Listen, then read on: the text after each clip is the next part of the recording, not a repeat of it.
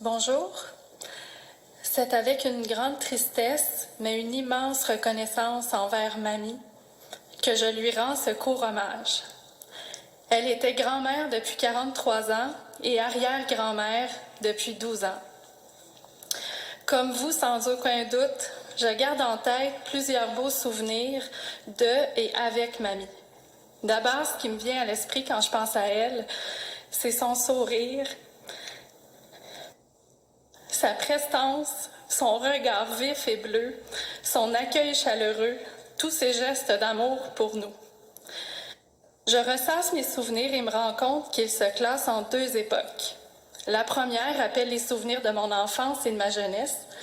Je vois Mamie au fourneau, je vois Mamie au tricot. Je me rappelle de cuisiner de la tire Sainte-Catherine avec elle après l'école au secondaire, de manger ces petits pains tout chauds qui sortaient du four, et il n'y en avait jamais assez. Je me rappelle de lui demander de me cuisiner un ragoût de pâte de cochon ou de la viande salée pour ma fête, et j'en garde des goûts et des odeurs de réconfort qui me la rappelleront toujours.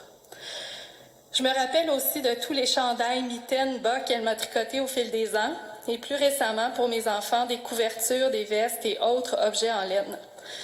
Elle en a mis du temps à tricoter pour nous, elle nous a enveloppés de son amour. Puis quand les fourneaux et le tricot ont pris moins de place dans sa vie, la deuxième époque de mes souvenirs est arrivée.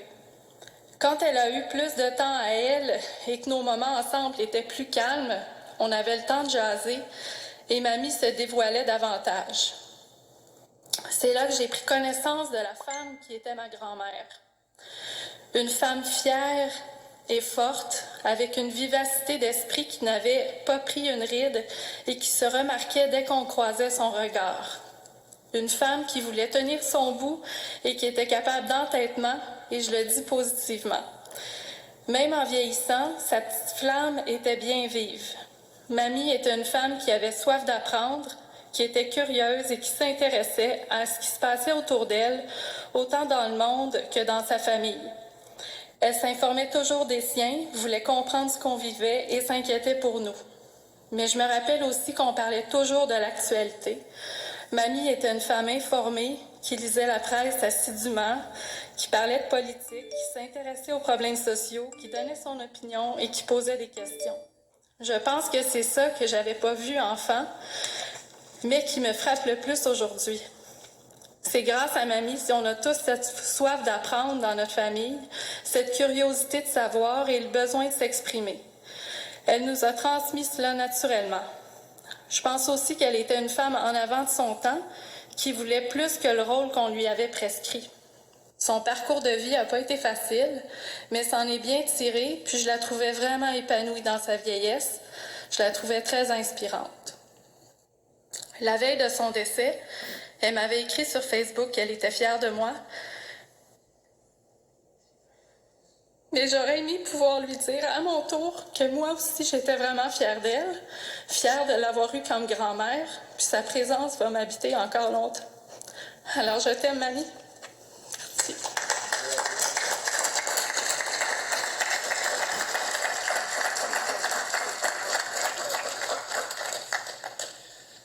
J'invite maintenant Sophie. Oui.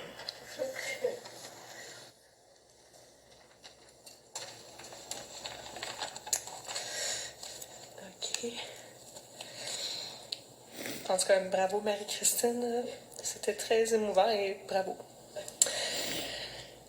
OK. Donc, d'abord, je voudrais m'adresser à vous en vous offrant mes condoléances parce que mamie, maman, Rosette, Rosalma était une personne pour nous tous qui restera dans nos vies, qui était très importante pour nous. Donc, je voulais partager. Maintenant, c'est à mon tour d'en témoigner. Et j'ai eu le privilège de lui témoigner aussi à elle aussi, que je l'aimais beaucoup et que je l'admirais. Donc, je suis triste de l'avoir perdue de mon vivant car je me rapprochais d'elle davantage. Je sens toutefois sa présence près de moi, dans mon cœur, dans mes actions, J'étais plus présente avec elle dans sa maison. Peut-être que c'est de l'ésotérisme ou de la religion. En fait, ça me réconforte de penser qu'elle est près de moi quand même. Maman, je te remercie pour tout ce que tu m'as appris. En fait, et surtout tout ce que tu m'as laissé faire. Parce que je sais que vous m'avez connue à différents âges, donc ma mère, elle m'a laissé faire bien des choses, ce qui m'a aidée quand même. Et ton âme généreuse, aimante et bienveillante a permis à mon âme exploratrice, frondeuse et parfois malpolie d'évoluer.